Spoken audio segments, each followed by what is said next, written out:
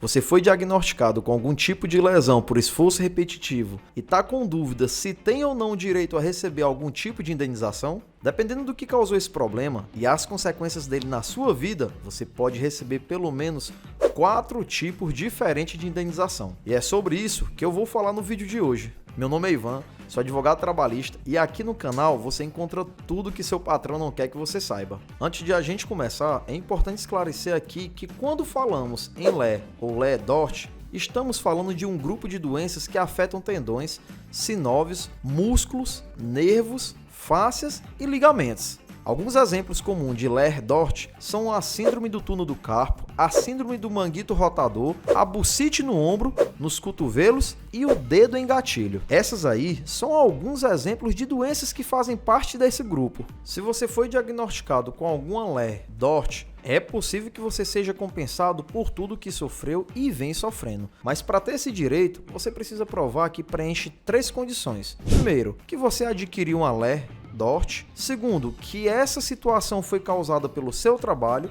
E terceiro, que o seu empregador teve culpa.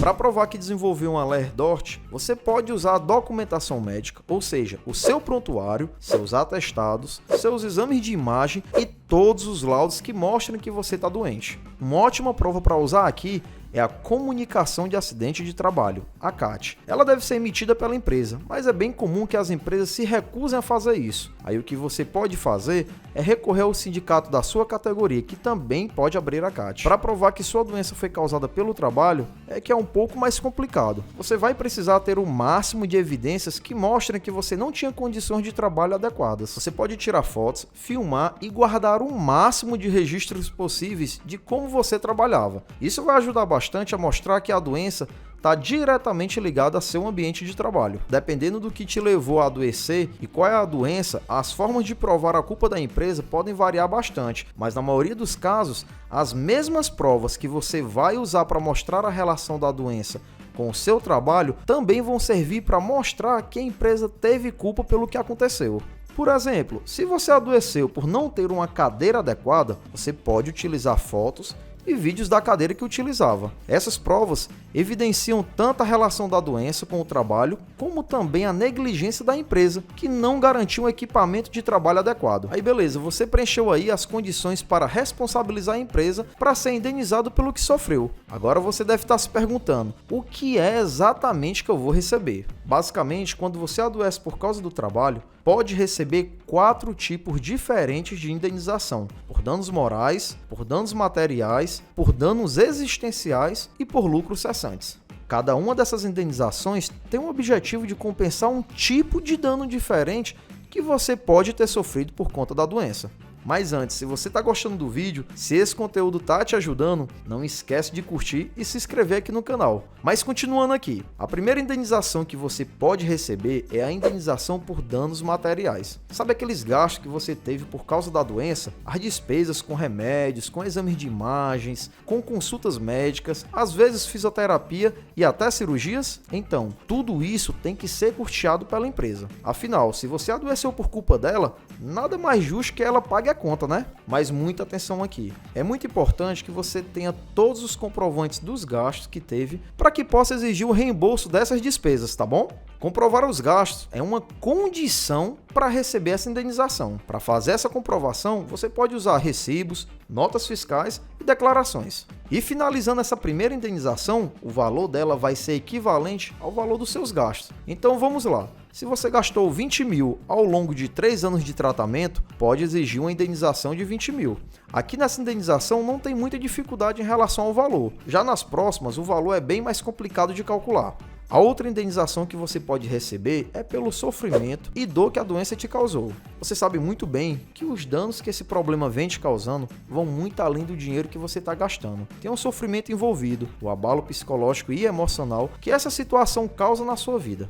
E esse dano, essa dor que você vem sentindo, tem que ser compensado pela empresa. Isso é feito justamente através da indenização por danos morais. Diferente do dano material, o dano moral não precisa ser provado, até porque você não tem como provar o seu sofrimento, né? Esse sofrimento é presumido. O simples fato de adoecer presume que você está ali sofrendo. Por isso, que em casos de adoecimento, há uma presunção de que houve um dano moral. O O que você vai precisar provar é que adoeceu e que a empresa teve culpa. Aí aqui tem um porém, é bem complicado medir a extensão do dano moral, medir o tanto de sofrimento que essa doença te causou e, consequentemente, o tanto de indenização que você tem que receber. É justamente aí que entra uma problemática de dizer quanto é que vai ser uma indenização justa. Para a CLT, o juiz tem que definir o valor dessa indenização depois de avaliar 12 critérios na situação, que vão desde o porte econômico da empresa até o grau de culpa dela no que aconteceu com você. O objetivo desses critérios é que o juiz encontre um valor que faça com que a empresa seja punida, traga uma reparação justa para você, mas que não seja um valor alto ao ponto de ser considerado um enriquecimento. É de acordo com essas premissas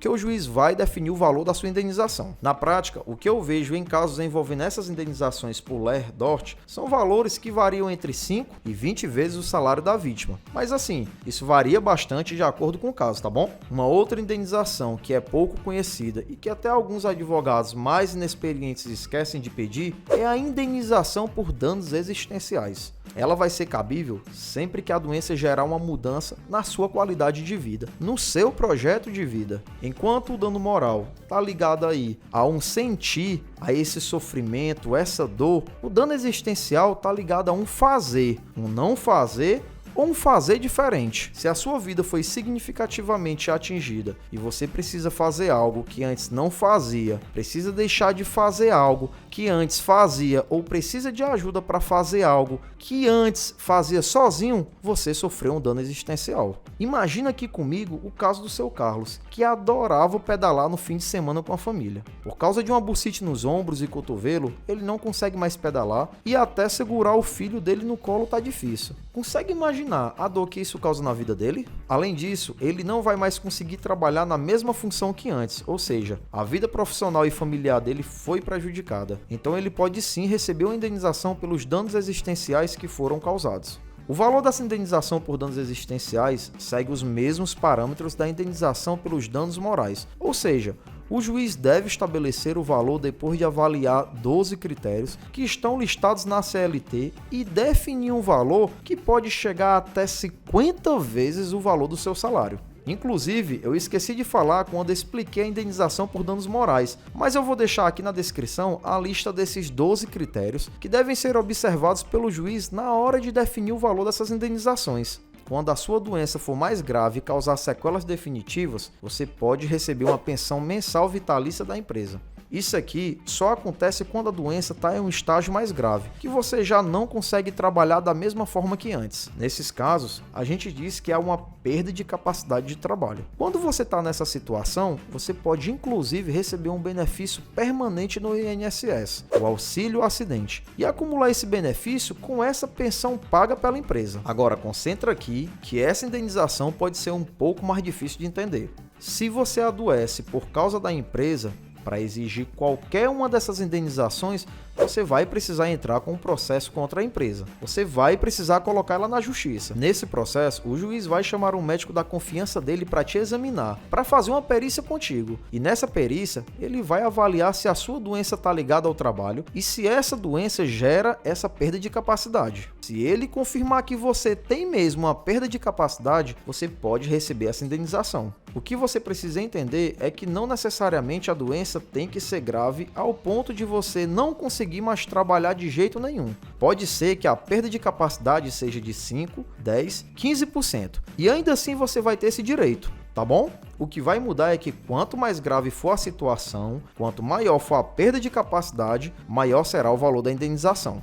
O valor da indenização vai ser sempre proporcional ao percentual de perda e calculada com base no seu salário. Isso significa que você teve uma perda de 10% da capacidade de trabalhar, você vai receber uma pensão de 10% do seu salário de forma vitalícia para sempre. Da mesma forma, se essa perda for de 100%, além de poder se aposentar por invalidez, você vai receber essa pensão de 100% da empresa.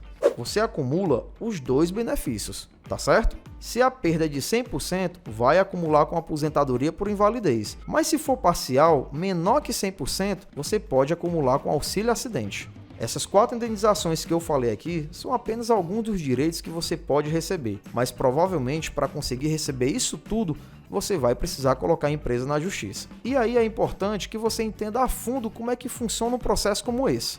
Isso porque esse tipo de processo que envolve doenças do trabalho são os mais complexos na Justiça do Trabalho. E para entender tudo sobre um processo como esse, confere esse vídeo aqui que eu mostro tudo o que você precisa saber. Se você gostou do vídeo, não esquece de curtir e se inscrever aqui no canal. Obrigado por assistir até aqui e até o próximo vídeo.